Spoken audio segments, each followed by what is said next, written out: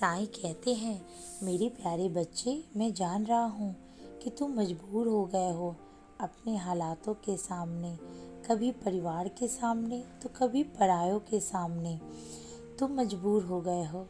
तुम्हारे मजबूरियाँ देखकर तुम्हारा बाबा भी कुछ नहीं कर पा रहा, क्योंकि कभी कभी मैं भी मजबूर हो जाता हूँ, क्योंकि जो भी होना है वह लिखा है, वह तय है, और इसी तरह जो भी लिखा है उसमें मैं हस्तक्षेप नहीं कर पाता, और तुम्हारा बाबा भी मजबूर हो जाता है। लेकिन मेरे बच्चे, अपने विश्वास को मालिक पर, अपने बाबा पर से उठने नहीं दो। हालात कितने भी बुरे क्यों ना हो, लेकिन मालिक का साथ रहेगा ना, तो मुश्किल से मुश्किल परेशानियां हल हो जाएगी।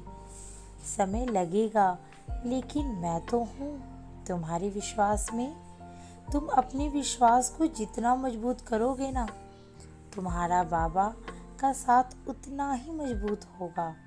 मेरे बच्चे, मैं जानता हूँ, जब कोई अपना या कोई करीबी तुम्हारे मन को दुख पहुँचाता है या विश्वासघात करता है, तो दिल फटता है, रोने का मन करता, लेकिन रो नहीं पाते हो।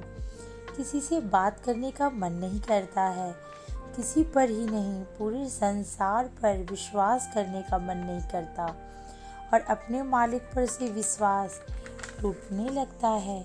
लेकिन मेरे बच्चे, इसी समय अपने विश्वास को मजबूत करो। अपने विश्वास को अपने मालिक पर से डोलने नहीं दो। अपनी भक्ति को और विश्वास को और बढ़ाओ मेरे बच्चे, तो देखना सारी मुश्किल हंसते हंसते हल हो जाएगी। मेरे बच्चे, जब तुम्हें किसी भी तरह की दुख होती है ना, तो तुम ये नहीं सोचना कि तुम्हारे बाबा को फ़र्क ही नहीं पड़ता है। ऐसा नहीं है बच्चे, मुझे फ़र्क पड़ता है।